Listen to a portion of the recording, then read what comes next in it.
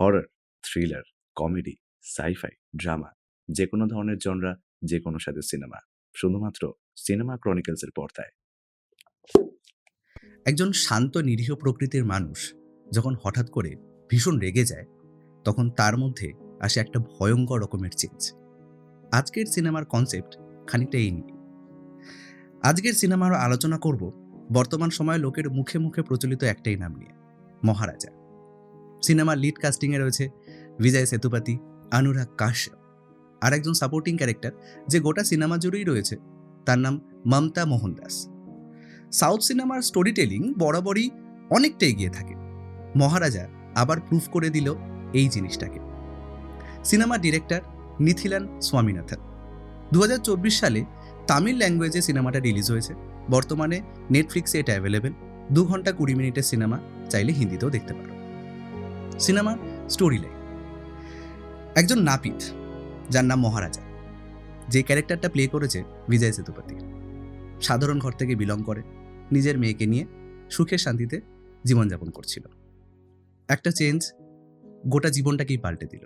সিনেমার শুরুতে দেখানো হচ্ছে বিজয় সেতুপতি বা মহারাজা তার বাড়ির ডাস্টবিন চুরি হয়ে গেছে এবং সেই জন্য থানায় গিয়েছে কমপ্লেন করতে।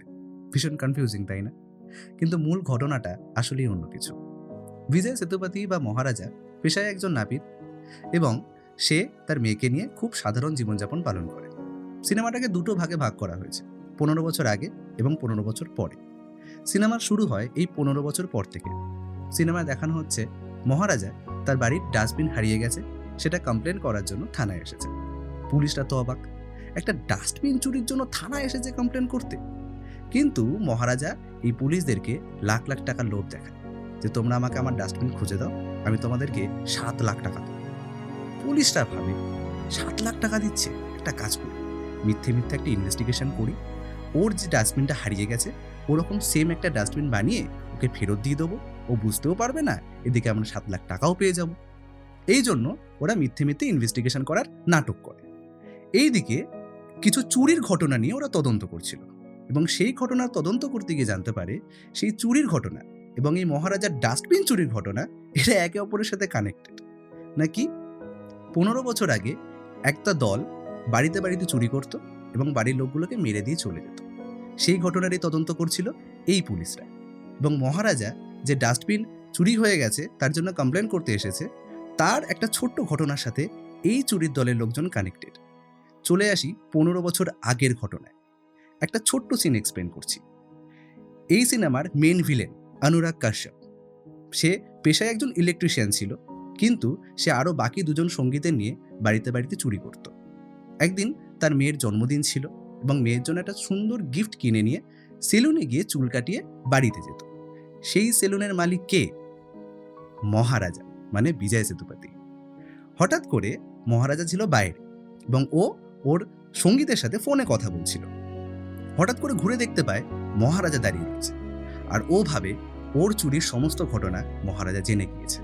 কিন্তু আদপেও কিন্তু তাই হয়নি এবং ভুল করে তাড়াহুড়োতে মেয়ের জন্য কেনা গিফটটা ও সেলুনেই রেখে বাড়ি চলে গিয়েছিল। বিজয় সেতুপতি ভাবে মেয়ের জন্য কেনা গিফট রেখে চলে গিয়েছে, ওর উচিত একজন সাধারণ নাগরিক হিসেবে তাকে ওর বাড়িতে পৌঁছে দেওয়া। ও যখন ওই গিফটটা নিয়ে অনুরাগ কাশ্যপের বাড়িতে যায়, কোইন্সিডেন্টলি পুলিশও সেই সময় ওই চুরির তদন্ত করতে গিয়ে অনুরাগ কাশ্যপকে খুঁজে পায় এবং ওকে অ্যারেস্ট করতে আসে। আর এখানেই ঘটে ভুল বোঝাবুঝি। অনুরাগ কাশ্যপ ভাবে এই বিজয় সেতুপতি বা মহারাজা ওই পুলিশদেরকে ডেকে এনে ওকে ধরিয়ে দিয়েছে। এবং চলে আসি এরপর 15 বছর পরের ঘটনায়, মানে বর্তমানে। এবার এই অনুরাগ কাশ্যপ মহারাজাকে মারার জন্য প্ল্যান করে। একদিনকে রাত্রেবেলা মহারাজা বাড়িতে যায়, চুপ করে লুকিয়ে থাকে যে মহারাজা আসবে আর ওকে মেরে ফেলবে, যাতে এই অনুরাগ কাশ্যপ নিজের প্রতিশোধ নিতে পারে। কিন্তু সেই সময় মহারাজা আর আসেনি, এসেছিল তার মেয়ে, একটা ফুটফুটে মেয়ে। সেই ভুল সময় সেই বাড়িতে চলে আসে আর অনুরাগ কাশ্যপ এবং তার বাকি সঙ্গীরা মিলে সেই মেয়েটাকে যৌন নির্যাতন করে ওকে মেরে ফেলে। তারপর মহারাজা যখন বাড়িতে আসে তখন দেখে তার মেয়ে এই অবস্থায় পড়ে রয়েছে। মেয়েকে নিয়ে হাসপাতালে যায়। মেয়ের যখন জ্ঞান ফেরে তখন মেয়ে সমস্ত ঘটনা খুলে বলে যে 3 জন এসে তার সাথে এই ধরনের ঘটনা ঘটিয়েছে।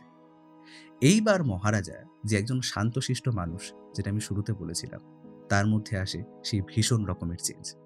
সে খুঁজে বের করে ওই ৩ জন অপরাধীকে এবং তাদেরকে এক এক করে শাস্তি দেয়। অনুরাগ কাশ্যপ ন্যাচারালি কোনো বড় চরিত্রে অভিনয় করেন না, তিনি সাধারণত ক্যামিওই করে যান, কিন্তু এটা প্রথম সিনেমা যেখানে গোটা স্টোরি লাইন জুড়ে উনি একটা লিড ক্যারেক্টার প্লে করেছেন।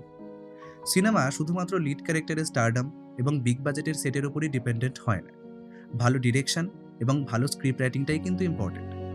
কম বাজেটেও ভালো ডিরেকশন এবং দুর্দান্ত স্টোরি টেলিংয়ের ফাইনাল আউটপুট হচ্ছে এই মহারাজা মুভি।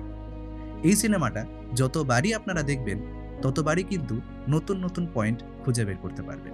তাহলে এই ভিডিওটা কেমন লাগলো সেটা দেখে তোমরা অবশ্যই কমেন্ট বক্সে জানিও। ভালো লাগলে ভিডিওটাকে লাইক করো, সবার সাথে শেয়ার করো, আর চ্যানেলটাকে অবশ্যই সাবস্ক্রাইব করো। দেখা হচ্ছে পরের ভিডিওতে।